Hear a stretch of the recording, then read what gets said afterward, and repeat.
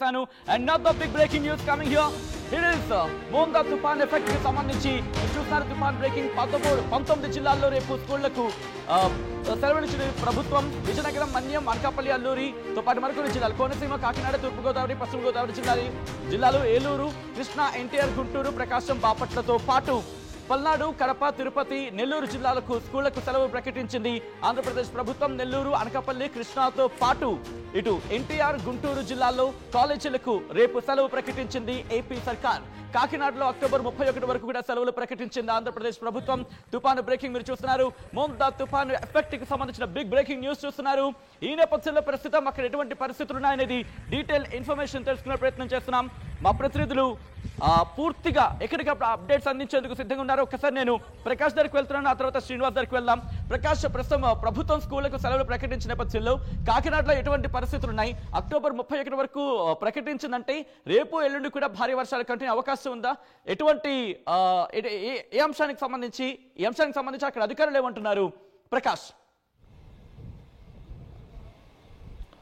Yes, అధికారులు అయితే ముందు నుంచి కూడా ఈ యొక్క తుఫాను ప్రభావంపై కూడా హెచ్చరికలు అయితే జారీ చేస్తున్నారు. ముందుగా ఆ వాతావరణ పరిస్థితులు చూసి అలాగే ముందుగా సెలవులు ప్రకటించినటువంటి పరిస్థితి అంటే ఒక్కొక్క ప్రాంతంలో కూడా ఆ తుఫాను ప్రభావం ఉన్న ప్రాంతాల్లో ఒకలాగా, మరొక ప్రాంతాల్లో వర్షాలు అధికంగా ఉన్న ప్రాంతాల్లో ఒకలాగా. అంటే 27వ తేదీ నుంచి 31వ తేదీ వరకు కూడా కాకినాడ వైపే, తీరం వైపే దూసుకొస్తున్నటువంటి తుఫాను ప్రభావంతోనే ఇక్కడైతే దాదాపుగా ఇక్కడైతే ఎక్కువ రోజులు సెలవు ఇచ్చినటువంటి పరిస్థితి ముందుగానే ఉంది. అంతేకాకుండా 27వ తేదీనే మొత్తం విద్యా సంస్థలో ప్రభుత్వ ప్రైవేట్ మొత్తం కళాశాలలన్నీ కూడా మొత్తం అందరూ కూడా హాలిడేస్ ప్రకటించారు. అలాగే ముఖ్యంగా గురుకుల పాఠశాలలో ఉన్నటువంటి ఈ యొక్క హాస్టల్లో విద్యార్థులను అందరినీ కూడా ఖాళీ చేసి తమకు ఇళ్లకు వెళ్ళిపోవాలంటూ కూడా హెచ్చరికలు జారీ చేసి పునరావాస కేంద్రాలు ఆ గురుకుల పాఠశాలలో కూడా ఏర్పాటు చేశారు.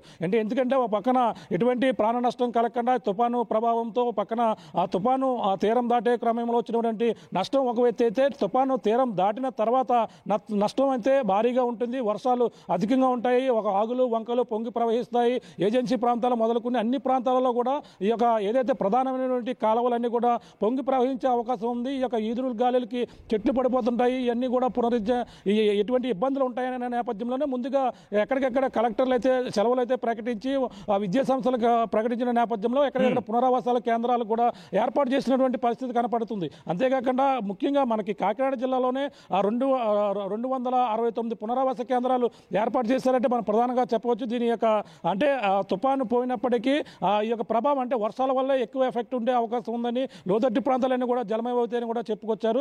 ఆ విధంగానే ఇప్పుడైతే తుఫాను మొంతా తుఫాను అయితే ఈ యొక్క అంతర్వేది పాలెం దగ్గర తాకిన నేపథ్యంలో మరో 2 గంటల్లో ఆ తుఫాను అయితే తీరాన్ని దాటుతుంది. తాకిన నేపథ్యంలో మరి వెళుతూ కూడా పెను విధ్వంసాన్ని అది విడిచి వెళుతుంది. అంటే ఒక పక్కన అన్ని రకాలుగా ఈ యొక్క తుఫాను పక్కన మచిలీపట్నం నుంచి కాకినాడ వైపు, ఈ కాకినాడ ఏదైతే ఈ యొక్క సమీపంలోనే తీరం దాటుతుందని హెచ్చరికలు జారీ చేశారు. ఆ విధంగానే ఇక్కడ కోనసీమ జిల్లాలోనే మొత్తం పక్కన చెట్లు మొత్తం అన్ని కూడా ఈ యొక్క ఈదురు గాలులకి సాయంత్రం 4-5 గంటలకే మొత్తం అంతా కూడా ఇరిగిపోయినటువంటి చెట్లు అన్ని కూడా నేల కొరిగిపోయినటువంటి పరిస్థితి ఉంది. అంటే ఇప్పుడు వర్షాలు కూడా వచ్చి లోతట్టు ప్రాంతాలను కూడా జలమయం అవుతాయి. ఆ విధంగానే ఈ యొక్క ప్రభావం ఎటువంటి నష్టం, ప్రాణ నష్టం, ఆస్తి నష్టం కూడా జరగకుండానే అన్ని చర్యలు చేపట్టాలని అధికార యంత్రాంగం అప్రమత్తం చేసిన నేపథ్యంలో ప్రస్తుతం అయితే తుఫాన్ని ఎదుర్కొనేందుకు అన్ని విధాలుగా కూడా సంసిద్ధంగా ఉన్నారని కూడా చెప్పుకొచ్చినటువంటి పరిస్థితి. ఆ విధంగా ఎప్పటికప్పుడు ఏపీ సీఎం చంద్రబాబుతో పాటు, లోకేష్తో పాటు అలాగే కూటమి నాయకులు పిఠాపురంలో ముఖ్యంగా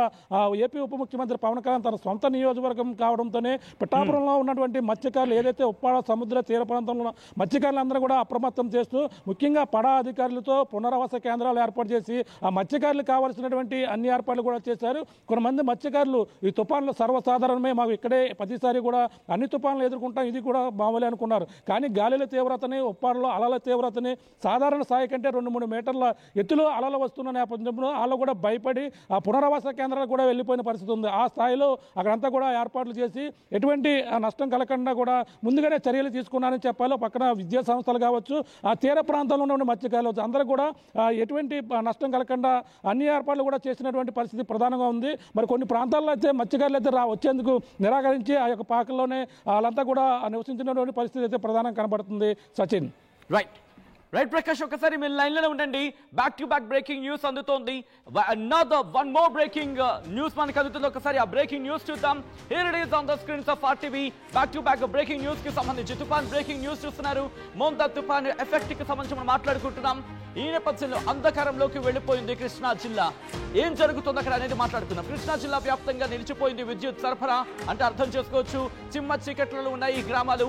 దాంతో పాటు అక్కడ ఆ ఇబ్బంది గురించి చెప్పడం అంటే బనాదీతం అని చెప్పుకోవాలి. ఎందుకంటే ఈ మోంతా తుఫాను ప్రభావంతో పూర్తిగా అంధకారంలోకి వెళ్ళిపోతున్నాయి కొన్ని ప్రాంతాలు.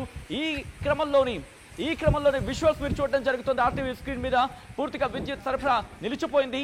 ఎందుకంటే చెట్లు కూలిపోతున్నాయి, విద్యుత్ వైర్లు తెగిపోతున్నాయి, విద్యుత్ స్తంభాలు నేల కూలిపోతున్నాయి. భారీ వృక్షాలు కూకటి వేళ్లతో సైతం